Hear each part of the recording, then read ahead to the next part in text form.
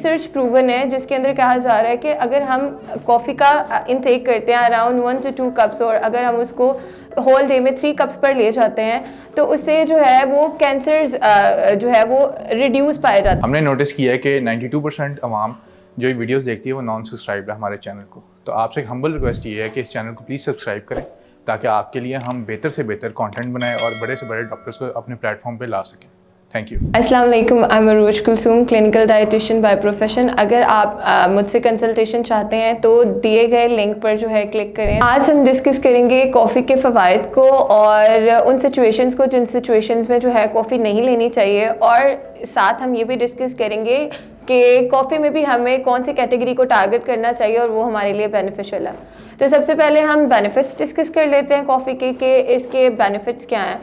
सबसे पहले ये है कि अगर आप जब कैफ़ीन ले रहे हैं तो उससे ये होता है कि आप अटेंटिव हो जाते हो, आपका माइंड अलर्ट होता है, तो ये चीज़ आपको बूस्टअप करती है। अगर मोस्टली जो मैंने उनका कंप्यूटर्स पर वर्क होता है और उसमें आपने हर वक्त अपने आप को अटेंटिव रखना होता है बिकॉज उसके अंदर आपकी पोटेंशियल और आपका जो आपकी मेंटल प्रेजेंस है वो रिक्वायर्ड होती है, तो उनके लिए ये ठीक होता है कि coffee on a table.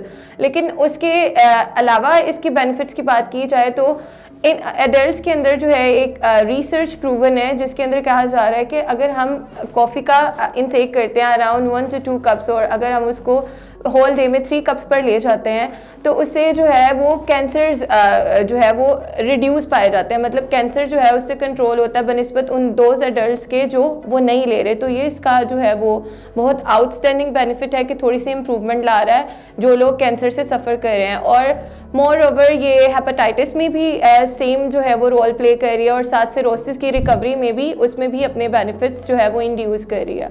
Other than that अगर इसको सिंपलर फॉर्म में हम एक्सप्लेन करें तो जो कॉफ़ी है वो हमारी फिज़िकल प्रेजेंस और हमारी कोग्निटिव स्किल्स को बूस्टअप करती है और हमारी डाइजेशन को इम्प्रूव करती है। नाउ हमें लास्ट अब डिस्कस कर लेते हैं कि कौन सी कॉफ़ी है और किस तरीके से उसका इंटेक करना चाहिए जो हमारी जो है बॉडी के लिए बेनिफिशियल हो। तो द फर्स्ट टर्म इज़ हमें पता है कि कॉफ़ी के अंदर कैफ़ीन होता है, तो आज मैं आपको इंट्रोड्यूस करती हूँ उस कॉफ़ी से। Like the name is decaffeinated coffee, जिसके अंदर 97% जो है कैफ़ीन का रिमूवल हो जाता है। वो इस तरीके से होता है कि वो उसको ऐसी प्रोसेसिंग के थ्रू कॉफ़ी बीन्स को लेकर जाते हैं कि उसके अंदर से वो कंटेंट रिमूव करवाएं और एक हेल्दी वे में उसको इंट्रोड्यूस करवाएं। और जो डीकैफिनेटेड कॉफ़ी होती है वो जो है रिच इन एंटीऑक्सीडेंट्स होती है और बॉडी के अंदर से इन्फ्लेमेशन रिमूव करती है compare to caffeinated. Because you know जितने मर्जी हम बेनिफिट एक कॉफ़ी के डिस्कस कर लें उसके ड्रॉबैक्स भी हैं। अगर आप ज़रूरत से ज़्यादा इंटेक करते हो आपकी स्लीप साइकिल डिस्टर्ब हो जाती है, और एक स्लीप साइकिल अगर फ्रीक्वेंटली डिस्टर्ब हो तो वो आपको इंसोम्निया की तरफ ले जाती है, फिर आपको वो पिल्स और उस चीज़ से सफ़र करना पड़ता है। तो बनिस्बत ये है कि आप उन ड्रॉबैक्स की तरफ जाओ, आपको एक तो उसकी अमाउंट कंट्रोल रखनी चाहिए और दूसरा ये कि कॉफ़ी में आप डीकैफिनेटेड को टारगेट करें।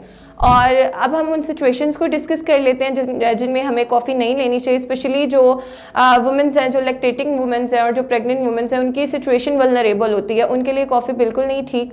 और उसके अलावा अंडर एज जो टीनेजर्स हैं यानी 18 से बिलो हैं उनके लिए भी कैफ़ीन ड्रिंक्स जो है वो हार्मफुल हैं। और अगर आपका इस टॉपिक से रिलेटेड कोई भी क्वेश्चन है तो आप कॉमेंट सेक्शन में पूछ सकते हैं, हम उसका आंसर करेंगे।